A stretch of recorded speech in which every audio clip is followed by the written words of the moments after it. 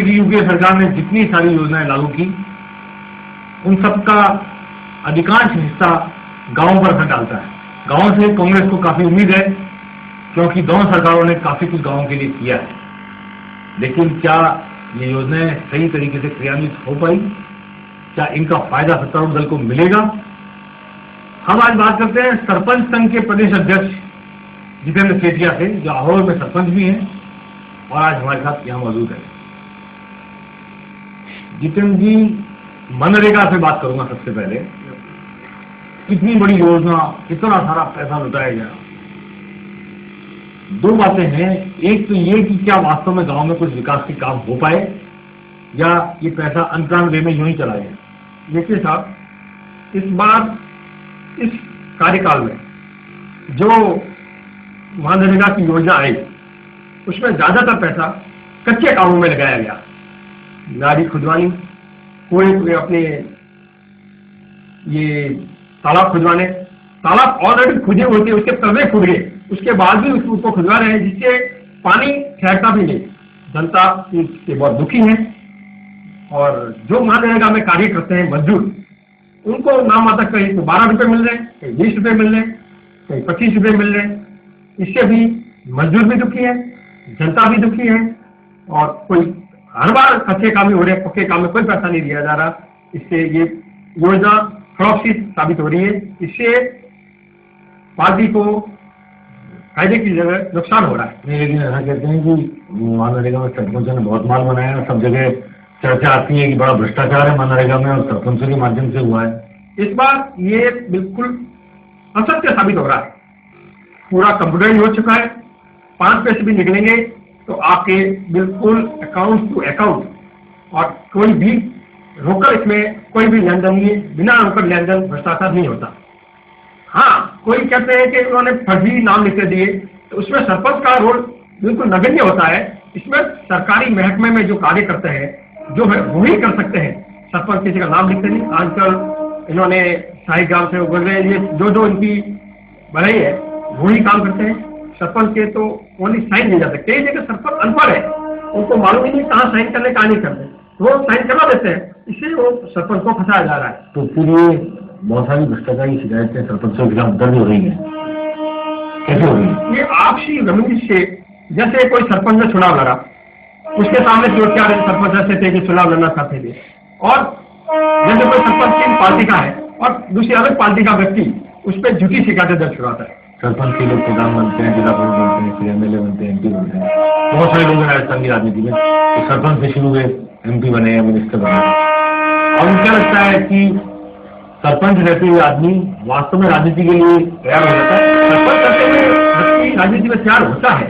वो उसको गाँव की समस्या का मालूम रहता है, हर जगह वो फिट होता है, जनता से रूबरू होता है।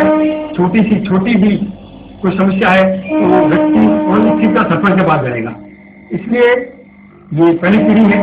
परंतु इस सरकार ने सरपंचों की ऐसी हालत कर दी कि वो कहीं का नहीं रहा है। तो क्योंकि इन्होंने सरपंचों के पास जो वित्तीय पावर था, जिससे सरपंच अब जहाँ कहीं खड्डा भर गया, नालियां टूट गई, तो कचरे के ढेर लग गए, उसको बनाना चाहता है, परंतु सरपंच के हाथ में अब नहीं रहा।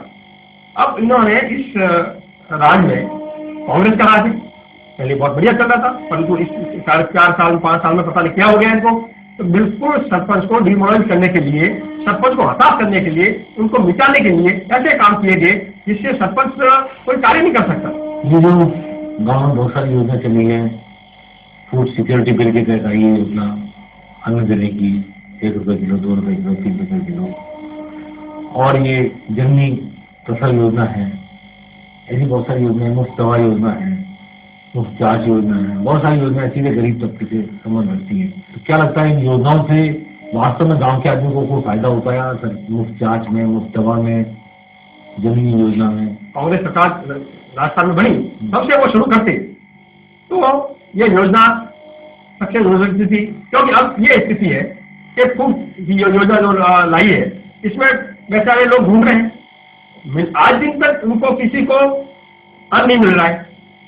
कहते हैं 20 तारीख बाद में देंगे, कोई कहते हैं अगले नवंबर माह में देंगे।